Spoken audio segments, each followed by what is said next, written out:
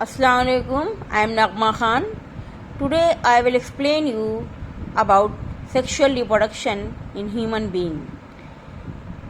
Reproduction resulting from the fusion of male and female gamete. देखिए reproduction जो होता है वो जब मेल और फीमेल गैमेट फ्यूज करते हैं और जाइगोट का फॉर्मेशन होता है तो उस प्रोसेस को हम कहते हैं सेक्सुअल रिप्रोडक्शन. ह्यूमन बीइंग में कौन सा है, जितने भी हायर ऑर्गेनिज्म होते हैं उसमें मोस्टली क्या होता है, सेक्सुअल रिप्रोडक्शन होता है. इसमें दो ऑर्गेनिज्म इन्वॉल्व होते हैं, एक मेल ऑर्गेनिज्म और एक फीमेल ऑर्गेनिज्म. ह्यूमन बीइंग क्या है, बाइसेक्सुअल ऑर्गेनिज्म है. यानी बाइसेक्सुअल का मतलब दोनों टू सेपरेट सेक्सेस होते हैं, यानी मेल सेक्स अलग है और फीमेल सेक्स क्या है, अलग है. यानी मेल और फीमेल इंडिविजुअल अलग अलग होते हैं ह्यूमन बीइंग में. आपने देखा होगा मेल अलग है और फीमेल अलग. यानी मेल अलग, मेल की बॉडी में मेल रिप्रोडक्टिव पार्ट्स होते हैं और फीमेल की बॉडी में फीमेल रिप्रोडक्टिव पार्ट्स होते हैं. The individual of the two sexes show distinguish feature called the secondary sexual character. ये दो इंडिविजुअल होते हैं, मेल और फीमेल, दोनों को जब देखेंगे तो आपको अलग अलग फीचर दोनों के अंदर दिखाई देते हैं. उस जो फीचर, जिस फीचर को आप दोनों को डिस्टिंग्विश कर सकते हैं, अलग शो कर दिखते हैं, उनको हम कहते हैं सेकेंडरी सेक्सुअल कैरेक्टर. यानी मेल और फीमेल के जो कैरेक्टर होते हैं, दिखने में जो अलग अलग होते हैं, उनको हम कहते हैं सेकेंडरी सेक्सुअल कैरेक्टर. क्या कहते हैं, secondary sexual character. Secondary sexual character जो होता है वो कब आता है, मोस्टली जो है प्यूबर्टी के बाद आता है. यानी छोटे बच्चे अगर कपड़ा पहने हुए हैं दोनों, तो आप डिफ्रेंशिएट नहीं कर पाएंगे कि ये मेल है या फीमेल है. अगर फीमेल को, अगर बेबी गर्ल को आप टी शर्ट या जीन्स पहना दें तो आपको नहीं पता चलेगा कि ये मेल है या फीमेल है या मेल है. Differentiate, you can't differentiate it.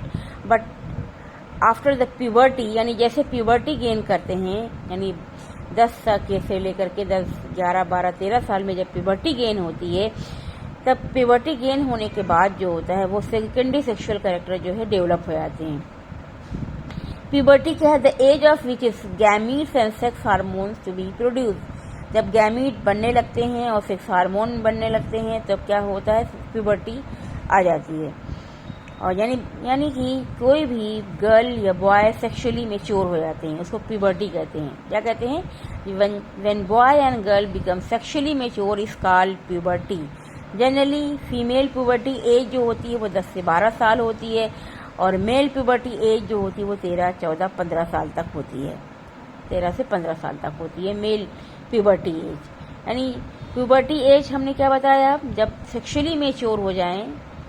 यानी फीमेल जो 10 से 12 साल में सेक्सुअली मैच्योर होते हैं, मेल जो है 13 से 15 साल में सेक्सुअली मैच्योर होते हैं, तो उसको हम कहते हैं प्यूबर्टी गेन हो गई है. क्या गेन हो गई है, प्यूबर्टी गेन हो गई है.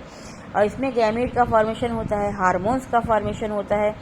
और जब हार्मोन्स का फॉर्मेशन होने लगता है तो हार्मोन्स की वजह से मेल और फीमेल बॉडी में कुछ चेंजेस आते हैं और उसको हम कहते हैं सेकेंडरी सेक्सुअल कैरेक्टर. उस चेंज को कहते हैं secondary sexual character.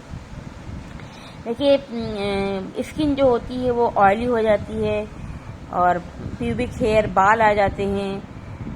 Hip bone wider हो जाता है. यानी हिप, इस फीमेल में क्या होता है, हिप बोन जो होता है ये बोन चौड़ी हो जाती है. वेट गेन हो जाता है, हिप चौड़ा लगने लगता है. और आर्म के अंदर हेयर अंडर द आर्म के अंदर बाल आ जाते हैं. प्यूबिक बोन्स के ऊपर बाल आ जाते हैं, प्यूबिक के ऊपर बाल आ जाते हैं. इसके अलावा बॉडी बिकम्स कर्वियर, बॉडी कर्व हो जाती है. हाई पिच वॉइस हो जाती है, आवाज़ पतली हो जाती है. आवाज़ कैसी हो जाती है, हाई पिच वॉइस मतलब आवाज़ पतली हो जाती है, कनकनाती हुई आवाज़, थोड़ा तेज़ आवाज़ रहती है, पतली रहती है. ये किसकी है, फीमेल में होता है. इसके अलावा initiation of menstrual cycle start हो जाता है. यानी हर मंथ में जो है वो मेंस्ट्रुअल साइकिल स्टार्ट हो जाती है, ब्लीडिंग स्टार्ट हो जाती है हर मंथ में. किसी को 2 दिन, किसी को 5 दिन, किसी को 7 दिन, अलग अलग ये दिन पीरियड होता है. 2 दिन से लेकर के 8 दिन तक होता है. और तो मेंस्ट्रुअल साइकिल स्टार्ट हो जाती है, प्यूबर्टी जब आ जाती है तो. और मेमोरी ग्लैंड्स इंक्रीज करने लगते हैं, मेमोरी ग्लैंड बढ़ जाती है, यानी ब्रेस्ट डेवलप हो जाता है. इसके अलावा फैलोपियन ट्यूब वगैरह जो होती है, जितने भी सेक्स ऑर्गन है, यूट्रस है, फेलोपियन ट्यूब है, सब क्या होते हैं, मैच्योर हो जाते हैं। सेकेंडरी सेक्सुअल कैरेक्टर इसको कहते हैं। ये सारी चीज़ें शो होने लगती है। आपने देखा होगा लेडीज़ क्या हो, जब लड़कियां बड़ी होती हैं 12 से 13 साल में, तो उनकी आवाज़ पतली हो जाती है और इनका हिप जो होता है चौड़ा हो जाता है, ब्रेस्ट जो होता है वो बड़ा हो जाता है, मेमोरी ग्लैंड्स बड़ी हो जाती हैं, बाल आ जाते हैं। ये सब क्या है, सेकेंडरी सेक्सुअल कैरेक्टर होते हैं। उसी तरीके से मेल में क्या है, सेकेंडरी सेक्सुअल कैरेक्टर। मेल भी इसमें स्किन ऑयली हो जाती है, शोल्डर जो होता है इसमें चौड़ा हो जाता है मेल का, फेशियल हेयर यानी दाढ़ी और मूछ आ जाती है। मेल में क्या आता है, फेशियल हेयर का मतलब चेहरे पे जो है बाल आ जाते हैं, दाढ़ी मूछ, और हेयर अंडर द आर्म के में बाल आ जाते हैं, प्यूबिक हेयर आ जाता है, मसल स्ट्रांग हो जाते हैं, वॉइस बहुत भारी हो जाती है, डीपनिंग ऑफ वॉइस यानी आवाज़ भारी हो जाती है, ग्रोइंग ऑफ सेक्स ऑर्गन बढ़ने लग जाते हैं, यानी टेस्टिस है, ये सारी चीज़ें क्या है, बढ़ जाती हैं। तो मेल रिप्रोडक्टिव सिस्टम में सबसे पहले आपका टेस्टिस आता है। क्या आता है, टेस्टिस आता है मेल रिप्रोडक्टिव सिस्टम में। टेस्टिस जो होता है वो 2 होते हैं, 2 टेस्टिस होते हैं। एक किसी भी मेल में कितने टेस्टिस होते हैं, 2 टेस्टिस होते हैं। यहाँ पर डायग्राम दिया हुआ है, लेकिन यहाँ पर एक ही टेस्टिस है। देखिए आपकी बुक में एक टेस्टिस शो किया है, एक साइड का दिखाया है। इसी तरीके से 2 टेस्टिस होते हैं। और एक क्या होता है, ये पेनिस है। ये क्या है, पेनिस है। 2 टेस्टिस होते हैं। टेस्टिस जो होता है वो पेयर्ड होता है, यानी 2 होते हैं। ओवल शेप होता है वो उसका टेस्टिस का। Male sex organ below the abdominal cavity. और ये क्या है, पेट यानी पेट के नीचे रहते हैं। टेस्टिस जो होते हैं वो एब्डोमिनल कैविटी के नीचे होते हैं। और टेस्टिस में जो होती हैं वो सेमिनिफेरस ट्यूब्यूल्स होती हैं, इसके अंदर स्पर्म का प्रोडक्शन होता है। जैसे फॉर एग्जांपल हम यहाँ आपको बताएं, आपका ये क्या है, टेस्टिस है। टेस्टिस के ये आपका टेस्टिस है। टेस्टिस के अंदर जो है सेमिनिफेरस, ये क्या, उसको लेब्यूल्स कहते हैं। सेमिनिफेरस लेब्यूल्स होते हैं। सेमिनिफेरस लेब्यूल्स के अंदर पतली पतली जो होती हैं ट्यूब होती हैं, उनको हम कहते हैं सेमिनिफेरस ट्यूब्यूल्स कहते हैं। इस ट्यूब्यूल्स के अंदर जो है मेल गैमीट यानी स्पर्म का फॉर्मेशन होता है। स्पर्म क्या है, मेल गैमीट्स है, उसका फॉर्मेशन कहाँ हो रहा है, सेमिनिफेरस ट्यूब्यूल्स में हो रहा है। यानी अगर एक टेस्टिस में 4 लेब्यूल्स हैं, 4 सेमिनिफेरस लेब्यूल्स हैं, तो एक लेब्यूल्स में जो है वो कम से कम 3 से 4 सेमिनिफेरस ट्यूब्यूल्स होती है। और सारी सेमिनिफेरस ट्यूब्यूल्स निकल करके इकट्ठा हो जाती हैं, और जहाँ पर कलेक्ट होती हैं सारी सेमिनिफेरस, उसको कहते हैं रेटी टेस्टिस। क्या कहते हैं, रेटी टेस्टिस। और इसी के बीच में जो है लीडिंग सेल्स होते हैं, लीडिंग सेल्स यानी सेमिनिफेरस ट्यूब्यूल, यानी ये लेब्यूल सेमिनिफेरस लेब्यूल्स जो हैं उनके बीच में सेल्स होते हैं, उनको लेडिक सेल कहते हैं। ये लेडिक सेल्स जो होते हैं ये हार्मोन्स का फॉर्मेशन करते हैं। किसका फॉर्मेशन करते हैं, मेल हार्मोन्स का फॉर्मेशन करते हैं लेडिक सेल्स। इसका फॉर्मेशन करते हैं लेडिक सेल, मेल हार्मोन का फॉर्मेशन करते हैं लेडिक सेल्स को कहते हैं, लेडिक सेल्स। इसके अलावा अब देखिए ये आपका रेटी टेस्टिस हो गया, ये अपना सेमिनिफेरस लेब्यूल्स हो गया, ये इसके अंदर जो ट्यूब है सेमिनिफेरस ट्यूब्यूल्स होगी। सेमिनिफेरस ट्यूब्यूल्स का क्या काम है, स्पर्म का फॉर्मेशन करना, यानी मेल गैमेट का फॉर्मेशन करना।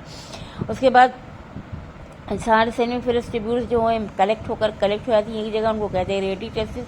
और स्पर्म यहाँ आता है, और फिर जो होती है स्पर्म के निकलने के लिए एक ट्यूब होती है, उस ट्यूब को हम कहते हैं वासा इफ्रेंशिया। यहाँ से स्पर्म जो है वो आ जाता है वासा इफ्रेंशिया के थ्रू, यानी सेमिनिफेरस ट्यूब्यूल से स्पर्म जो जाएगा वो किसके थ्रू जाएगा, वासा इफ्रेंशिया के थ्रू जाएगा। ये आपका वासा इफ्रेंशिया है। और देखिए टेस्टिस के ऊपर एक और स्ट्रक्चर होता है, ट्यूब होती है, उसको हम कहते हैं इपीडायडेमिस। ये क्या है आपका, इपीडायडेमिस। ये क्या है, इपीडायडेमिस, यानी वासा इफ्रेंशिया से जो स्पर्म जाएगा वो इपीडायडेमिस में स्टोर हो जाएगा। कहाँ स्टोर हो जाएगा स्पर्म, ये सारे देखिए स्पर्म्स हैं।